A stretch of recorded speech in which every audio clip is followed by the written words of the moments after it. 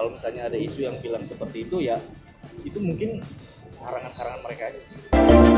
Angga Wijaya tetap ambil barang pemberian Dewi Persik ketika keduanya masih bersama dulu dan menganggap jika barang-barang itu adalah kenang-kenangan. Namun demikian, Angga Wijaya tetap akan mengembalikannya jika Dewi Persik memintanya. Diketahui, pedangdut Dewi Persik resmi digugat cerai suaminya Angga Wijaya.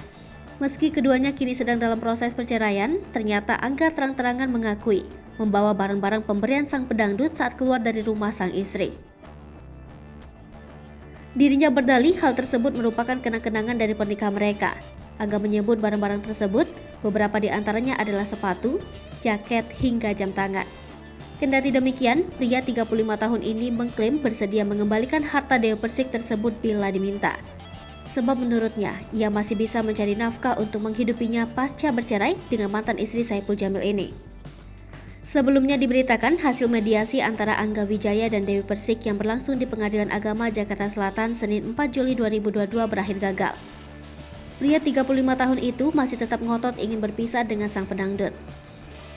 Terkait keputusan tersebut, Dewi Persik pun tak bisa melakukan apa-apa. Wanita 36 tahun ini mengaku pasrah dan menerima keputusan Angga Wijaya. Dewi Persik merasa sangat sedih lantaran rumah tangganya harus berakhir, namun dirinya tak bisa menangis.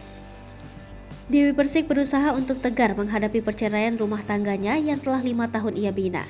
Untuk alasan Angga Wijaya menggugatnya cerai, Dewi Persik tak bisa mengungkapkan hal itu ke publik. Ia enggan untuk mengungkapkan alasan Angga Wijaya menggugatnya cerai, lantaran tak ingin membuat luka yang lebih besar. Pelantun Indah pada waktunya ini pun berharap perpisahannya dengan Angga Wijaya bisa dilakukan secara baik-baik. Terlebih, terungkap ternyata pedangdut papan atas ini masih menyayangi Angga Wijaya. Akan tetapi, Dewi Persik tak bisa memaksakan seseorang yang memang sudah sangat ingin pergi dari kehidupannya.